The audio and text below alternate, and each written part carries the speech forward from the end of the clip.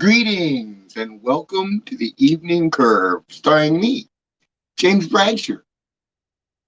Now, my friend David Fuente was just talking to me, and he's such a close friend because, okay, let me paint a picture here. I met the man in fourth grade. Awesome kid. He was popular. Everybody liked him. He's from a notable family in Williams, and he had this sister named Hillary Ballestero. Now, I fell quickly in love with Hillary Ballestero. And David quickly accepted me as his brother-in-law. And so we were often seen playing around the playground, running together, having a blast until I moved. And then I heard he got in the military. I'm very proud of his military career. Sorry to hear he got dishonorably discharged for insubordination, above all things, because he's a really good guy, you know? And then comes, I moved back down to California. And I move into the apartment complex, and who lives next door? But my best friend, David De La Fuente, and his parents, Yolanda and David. I quickly gained my friendship with David back, smoking many bowls with him, taking him all over the place in my car, letting him hang out with my fiance. We're fast friends. I even got to know his mom and his dad really intimately. We're close friends, mi amigos. We are. I watch out for him, make sure nothing happens to him. Same way he watches out for my son to make sure nothing happens to my son. He's my son's godfather. I've named him my son's godfather because he takes such good care of my son. Ever since my son was like 2 years old, David took him so he wouldn't be part of this investigation, so nobody could claim child abuse, molestation, because he's out of my house. He's at David's house where he's safe and sound. So I think that's a real friend right there. That's somebody you can stand up for. That's somebody you can say, that is my friend.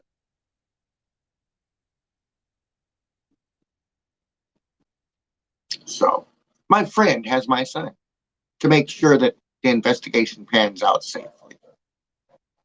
You see?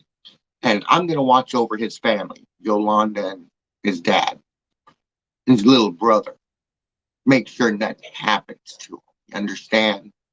Hate for him to get raped or robbed. Or any number of nasty things can happen to people at low income housing. You understand? It's just a bunch of criminals hanging around. Good thing you got a federal officer stand up for you to make sure nothing bad happens to these people. You know? Don't you wish you could say the same thing? Yeah, I bet you he does wish he could say the same thing. Yeah, Yolanda, really nice woman. Really nice woman. I could see people threatening her over all the bullshit that's going on. Just because they don't like me, they go to her and threaten her. Just because we're friends. I was such good friends, I bought them Rolexes. Yeah, I bought them brand new Rolexes and iPads. Well, they were Samsung, I believe, but still, no pads. Awesome fucking shit for free, just because I like the people. Hey, Ariel Williams, how you doing?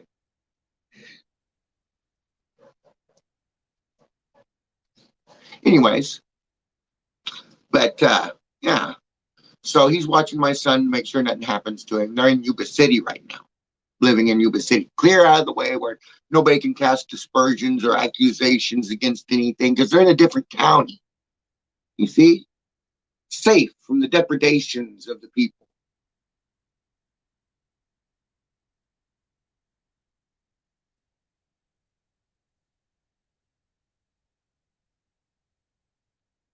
Anyways, I wish I could say the same thing about my other children.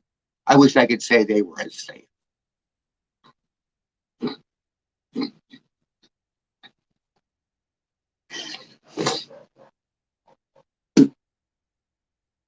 Who better to stand up for a young child than a military officer? I mean, David De La Fuente was military intelligence, for Pete's sake. That states something for a man. That means he's a leader. He takes charge. And I got to say, he's always done a good job. So I like the man. I truly do. I truly do. Truly do. I love his sister even more, though. Oh, I'm in love with his sister. His sister, I still count her as my first wife. I'll be explaining something. I'll just say my first wife. I don't care that it was a fourth grade relationship. In my eyes, we were married. So, yeah, I say in my first wife, and I'll explain what happened, But, you know, it doesn't matter what legality is. The states only came up with marriage licenses. Countries only came up with marriage licenses to keep track of who was with who. In the beginning, it was just a hand fasting ceremony. The people around you were witness to it and knew it happened. And that's all you needed. You didn't need a piece of paper that said, I'm hand fasted to this person. Did you know it was called hand fasting until approximately 2,000 years ago, 1,000 years ago in Jesus' birth? When Jesus was born, everybody took to calling it being married instead of being hand fasted. Is what? You want to get married? Get pregnant before you get hand fasted. You want to get married? It was a big joke. Big joke. All the ancient texts talk about it if you go to the right places.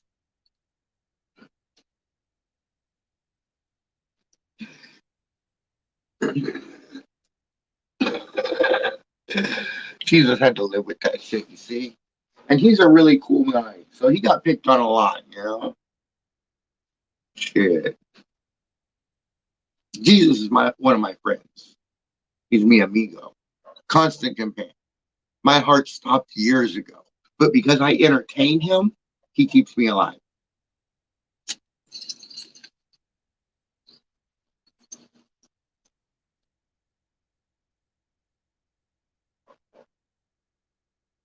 Yeah, my heart stopped years ago. You want a proof? Contact Dr. Tarella of California. He's a state doctor. I went into him for a marijuana recommendation. While I was in there, I've been in there multiple times before and got the recommendation from him. But while I was in there, I was to get a physical on my brother to check his heartbeat, respiratory, to make sure it was okay. And I asked him, are you going to do that to me? Because I was thinking about making him my medical practitioner because he recently became a medical practitioner. So I was thinking, why not him?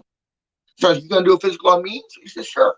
He puts the stethoscope against my chest, moves it around a couple times, tells me to breathe, listens again, puts it on my back, moves it around a couple times, tells me to breathe, takes it off, says, at least you don't have a heart murmur. Then he quickly quit his profession. Call him, talk to him, ask him. Did a dead man walk into your office? Yeah, dead man walked into his office. He quit his profession quickly after that. I was going to ask him to be my medical practitioner. You know what kind of recognition he would get off of a study of a living dead man? Any doctor would love that study. You pay me 100 grand and I'll let you study if you're a doctor. Nothing invasive. Has to be all uninvasive, non-invasive techniques. But I will let you study me for 100 grand. But you got to pay transportation and put me up in a hotel in the area and make sure my dogs are cared for. It has to be a hotel or a house that allows dogs, that I'm not leaving my dogs behind. My dogs count on me.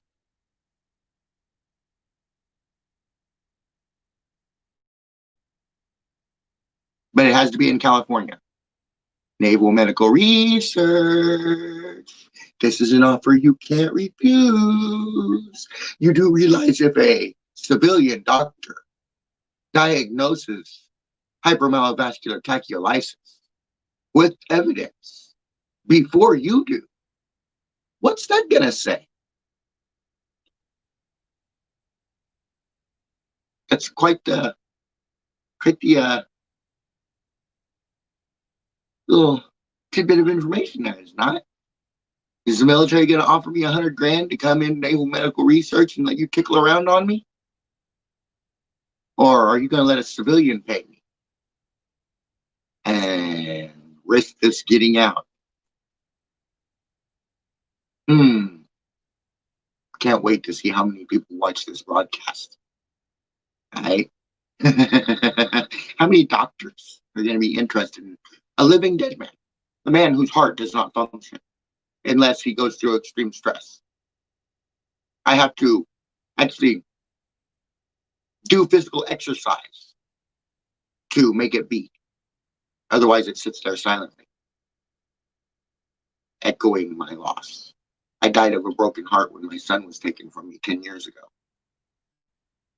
Broke my heart losing my son. Literally broke my heart.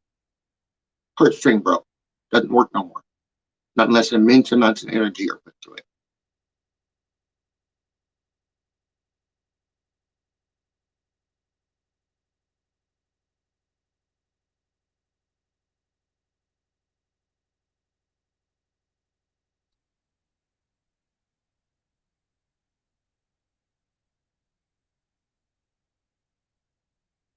But I'm still here, walking around, talking to you, broadcasting. And the people that broke my heart now know why. I'm doing this specifically to thwart you. You thought you could kill me. You thought one way or another you could kill me.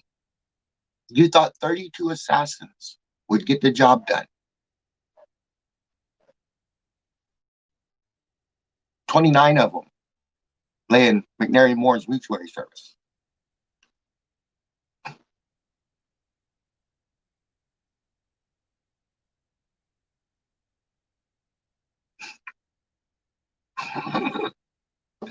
So, military, you might want to come pick up your property. As long as you're not starting shit, I'll let you take the bodies. I know how you are about not leaving anybody behind. Remove your dead, and then back the fuck off.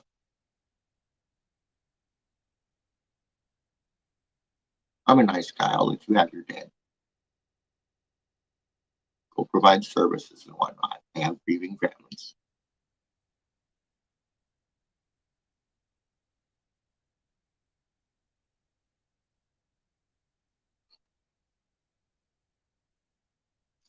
This broadcast proudly brought to you by Pepsi Cola Pepsi products. Sold in stores near you.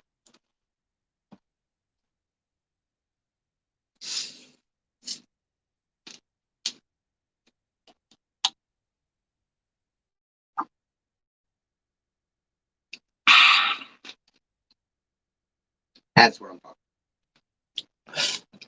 That is what I'm talking about.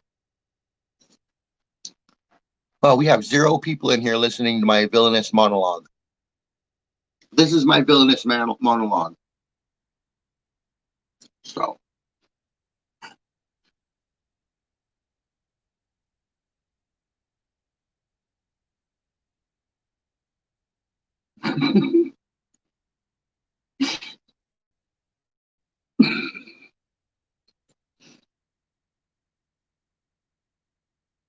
Anyways. What do we do? What do we do when we find out that our heart no longer works, yet we're damned to walk this earth? I've been trying to figure out what could possibly keep me alive. And the best hope I have, the best guess I have, is a bacteria I infected myself with when I worked for Naval Medical Research. It's called hypermalovascular pachiolysis. It's of alien origin. Very hard to diagnose.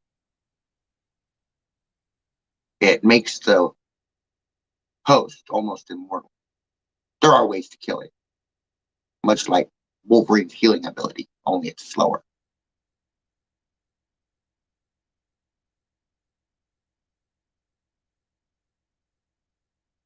And it kills other diseases like HIV, hepatitis, stuff like that. Cures cancer. That's a nice one, right? Cures cancer. I'm a smoker. I love this shit. I love hypermalovascular pachiolysis. You see, I invented it. It's my disease. I invented it when I worked for, for Naval Medical Research. We had a branch office in Washington State. It was just a lab, but low key. But I worked there. I had a test subject, which was a black tabby cat. The tabby cat was infected with a primitive version of hypermalovascular pachiolysis. I say primitive because I upgraded it before I infected myself. You see, I watched the struggles of the host after it was injected with this disorder. It seemed fairly pliant. It was trained to come back to me no matter what. So when the military came to check on my research and take it, I deleted it off the database, took all my research, my test subject, and went home. They've never received any of the research yet. And the test subject, last I knew, was in animal care hands in Washington State. The ASPCA took him. Because you see, my mom didn't like having a stray cat around that always came to the house, no matter what. No matter how many times you chased it off the property, it always came back to the house. So she had her boyfriend, Mike Cockrell, shoot it in the head with a .45 pistol.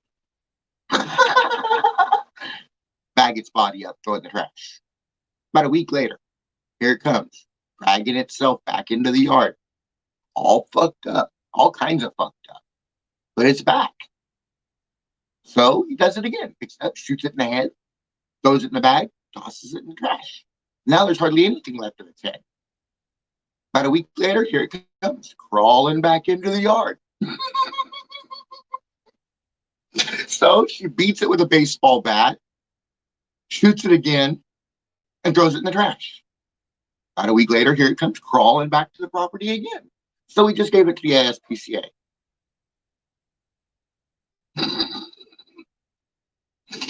At that time, it didn't heal the damage. It just prevented death. I've upgraded it. It now heals damage.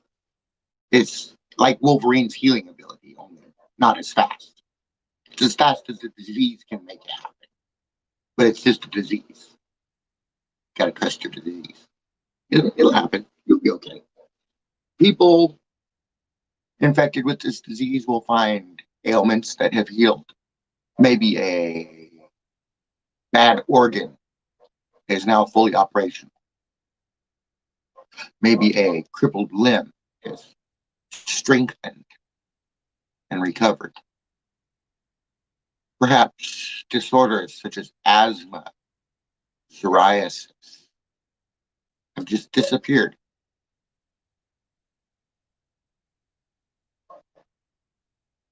It's a wonderful little disease. Very hard to discover, though, as it uses cloaking technology. Yes, this disease uses cloaking technology. You simply can't see it. It reflects light. You see clear through it. You can't find it. It's a wonderful disease. The only way you have to diagnose it is by the side effects. So I've released it into the population. And let's see what happens. One way of telling if somebody is infected with the disease is they will be reactive to the HIV virus. Negative, get reactive. Main giveaway. Now, for the part of my show that everybody likes, it's time to smoke a cigarette with the king.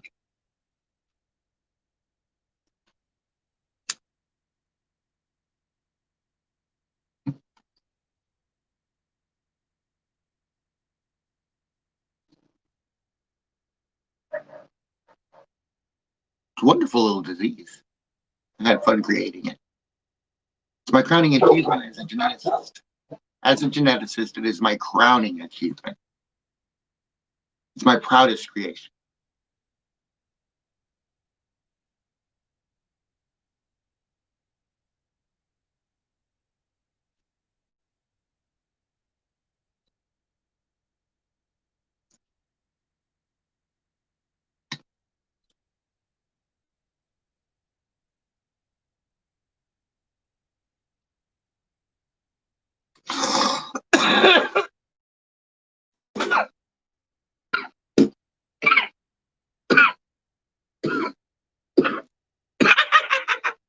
Oh God, I just got an image in my head.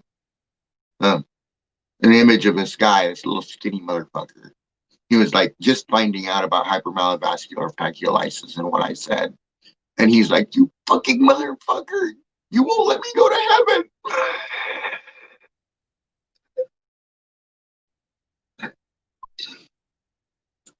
So yeah, if you have hypermalovascular tachyolitis, you're gonna live for a very long time, very long time. So get used to it. Just do it. You know, like I say, just do it.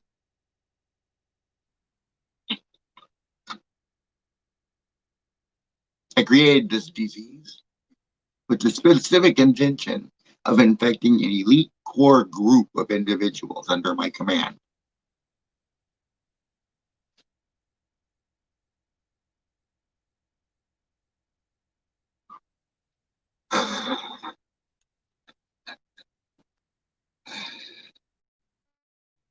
It would make them very hard to kill. You see, I don't like losing men on my operations. So I put research into how to prevent that. Perhaps if you put as much research into it as I did, you could have come up with something like this.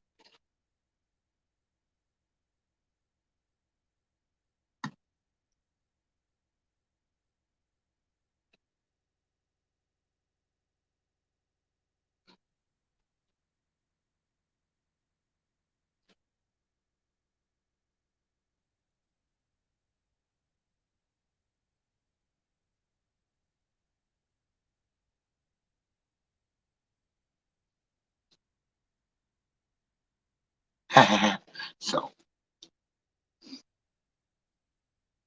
while I went to jail, I spread the disease in jail. So it is happily spreading through the population.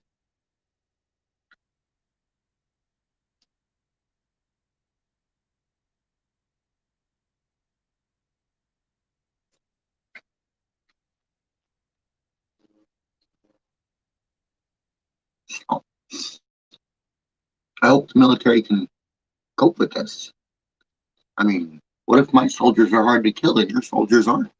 Who's going to win this conflict?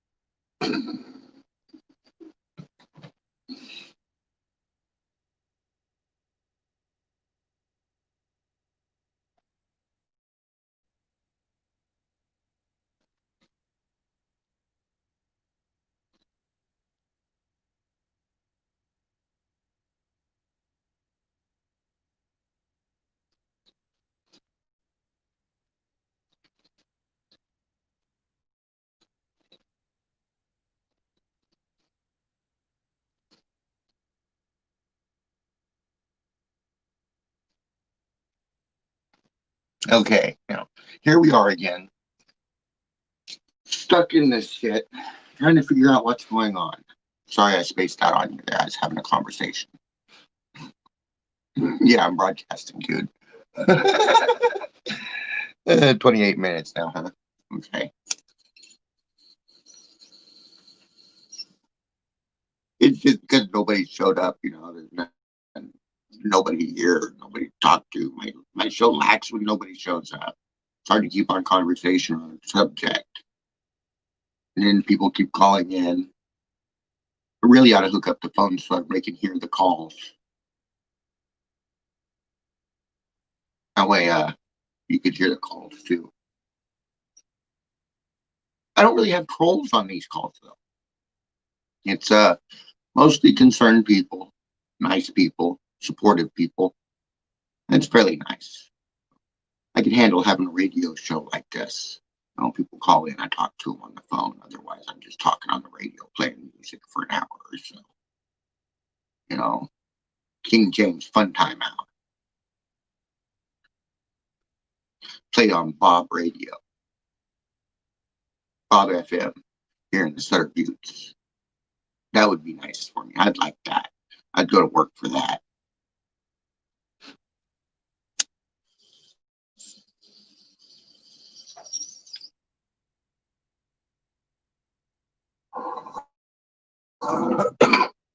Well, it has been 30 minutes. That is the end of my broadcast show. So, like 9L_74 says, spread the love, not the hate. Like Jesus says, love thy neighbor as if he was your brother. Because you never know when your neighbor's going to be gone, right? And Lord knows you'll miss them when they're gone. Like Homer Simpson missed Flanders.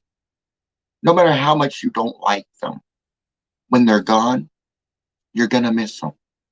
So enjoy them while you have them. And that leads me to my message. Bradsher Pingray 2020. Can one man make a difference? Can one man patch up old grievances, end conflict, and start a new prosperous life for people? Can one man do these things? Can one man change the world? Join me in my daily venture as I try to do just that. So catch me tomorrow morning on the Morning Curve, 7 a.m. Peace out, homies.